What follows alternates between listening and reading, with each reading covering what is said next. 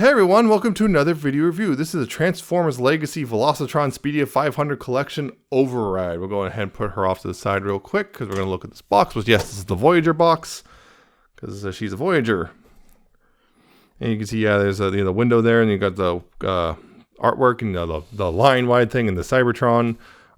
The Cybertron, I guess. Cybertron Velocitron logo, there we go. Legacy right there, and has the Transformers, all that stuff. On the top here, you can see artwork of the car mode on the top. You can see the photo of the car mode, and then over here you can see an extension of the picture in the authentic and Cybertronian. And on this side you have a nice close-up of the picture there. On the bottom you have copyrights and all that stuff. And on the back here you have some warnings and more copyrights and some product shots in Cybertron Universe Override. And of course it comes with instructions, which there's a couple steps which kind of I don't think are great because they don't really tell you a good way to transform her, I feel. Anyway, Override here. Yes, she is a red, white, and little bits of gold and some black car thing with some also translucent red wheels and some gold rims. And yeah, they are nice and painted and everything. You can see all the stuff. You can see all the red there. You got some ports. You got those. Yeah, the wheels are nice and translucent. You got some bits chilling out underneath, of course. You got some black and blue up here. You got the red thing. You got her heads there, but that is correct. So if you want to be upset about it, take it up with the original design because that is correct to the original design, both toy and cartoon. So yep, got this thing. I guess it's implied to be an engine. Whatever, you got the little fins and all that stuff, and you got some molded detail back here, including some exhaust tips picked out in red, which is interesting. But yeah, very interesting car. It does not have, unfortunately, the little something on there. The little bits of goldish coloring on this right here doesn't have that anymore. This does not have the paint; it's just black, unfortunately. That's unfortunate. Yeah, very just interesting shape because the whole that whole shape with the bowing in the middle and everything. Anyway, she does roll pretty well, although this wheel has a lot of friction, like a lot, so it doesn't hook up super well.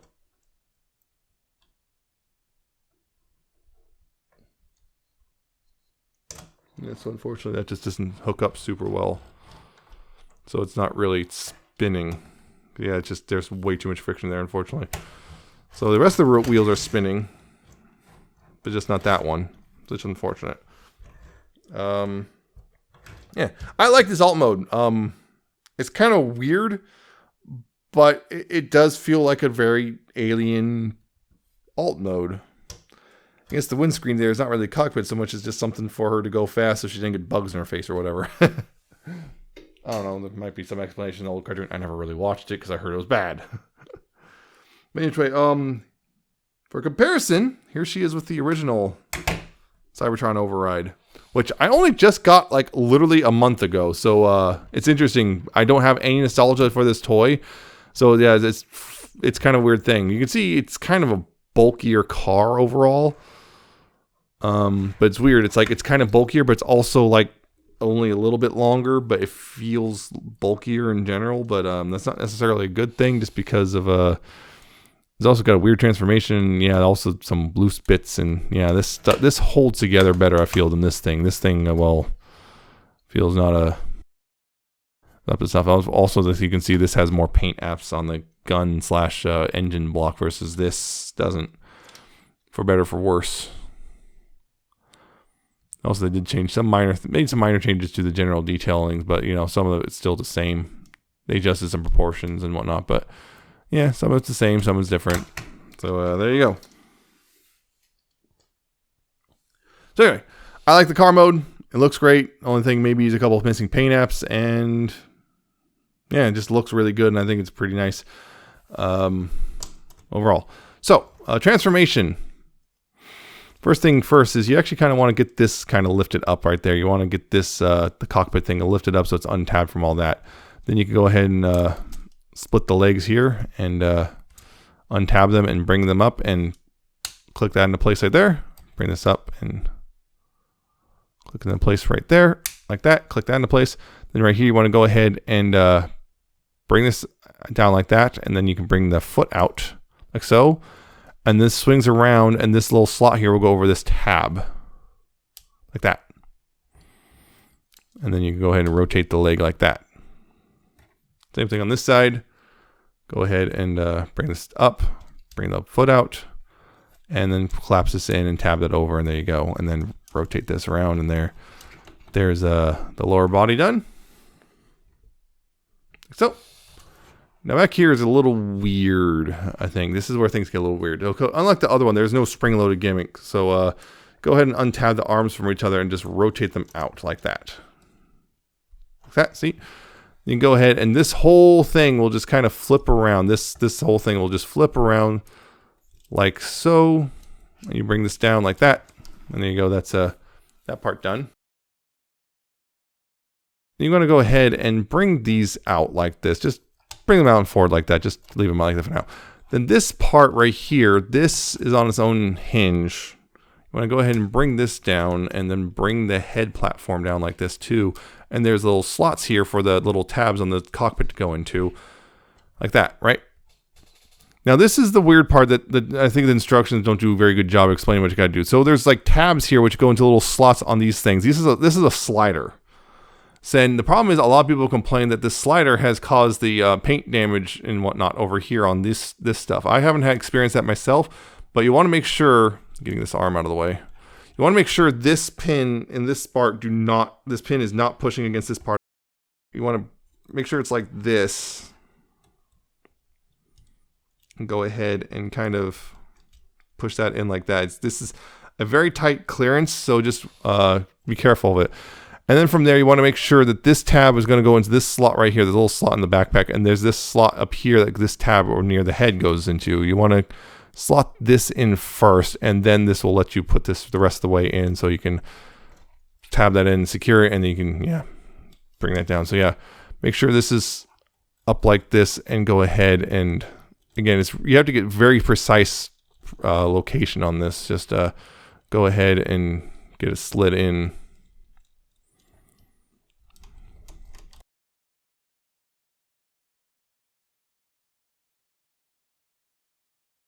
You can slide it in, and then you can bring this tab in, and then tab it in up here and everything, and you tab it in up here and make sure it's all squared away there. And then go ahead and one last thing is rotate the fists around, because they have to be rotated, or otherwise things don't fit together properly. And there you go. That's Override in her robot mode.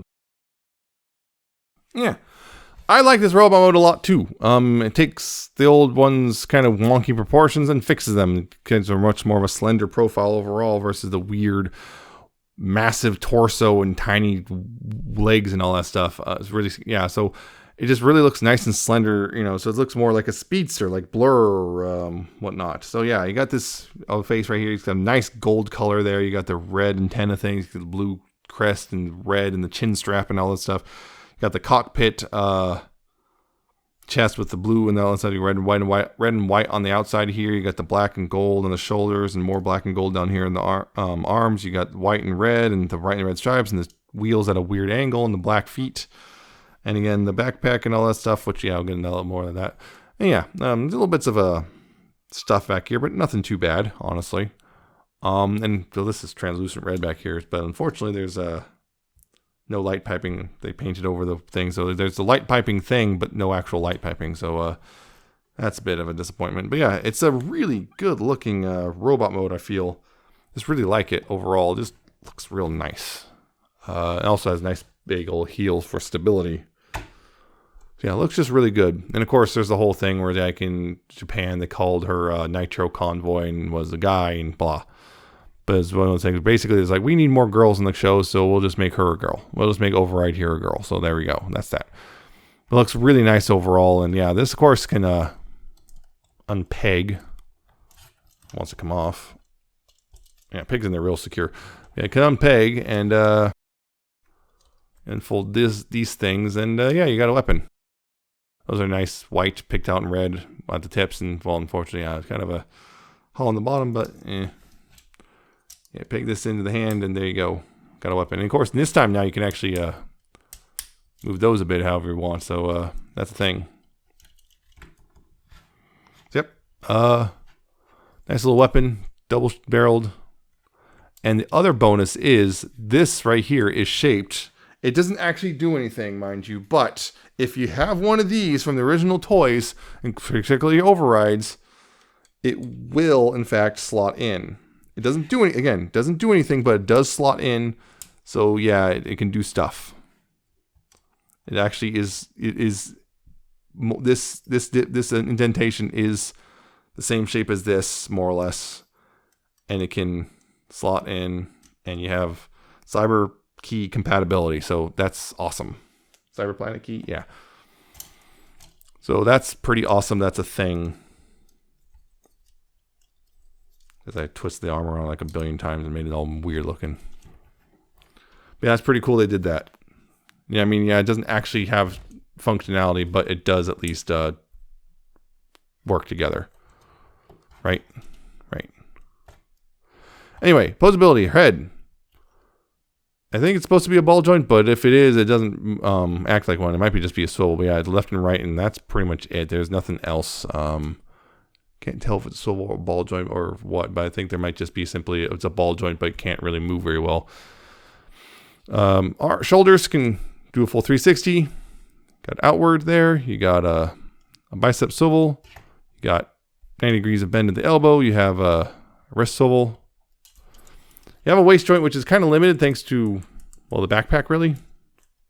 And the backpack limits the travel of the waist, unfortunately. That kind of stinks, but it's also understandable why that is. There you go. Hips, you got forward, about that far. Actually, I think, yeah, about that far, actually. That's the kneecaps actually get in the way. Backwards, about that far before it bangs in the backpack. Outward, pretty darn far, more than the full splits. So you got a thigh swivel there. Knees, nice bend there. More than 90 degrees. And the ankles, you got a bit of ankle tilt, not a whole lot. It's just the general shape, unfortunately, limits it. You got a bit of ankle tilt, but you got some forward. And yeah, you got some forward there. Not really any back, at least not that I can tell. Maybe unless so. It depends on how you position the legs and everything. But yeah, it's just kind of limited forward back. But it is there. So that's a thing. Anyway, posability or comparisons real quick. Here she is next to the original Cybertron toy again, which, yeah, and this one has really loose hips, and actually both the ones I handled at that convention had really loose hips, and yeah, spring gimmick causes the arms to sit weird, and also, yeah, you can see the proportions are all wonky, and yeah, this one just looks better. This one might be just as tall. It's also got a really kind of just, that's an orange face. Not a gold face, that's orange. And yeah. It doesn't stand very well because I have to make it stand funny because the feet don't sit in a way that's nice, I guess. And also these are rubber tips, so they're all bent and all that stuff. So yeah, it's kind of cool in a goofy, charming Cybertron way, but this is definitely better looking in my opinion. Overall, anyway. And of course, just for the sake of it, also here she is with a bunch of the other Velocitron figures that I have so far. Where's she?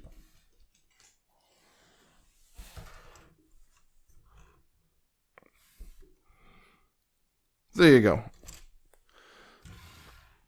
So, did you get her? Well, here's the thing. Number one, she is a Voyager, even though she's only, you can see as compared to those deluxes there, she's not that much taller, and she didn't seem that complicated.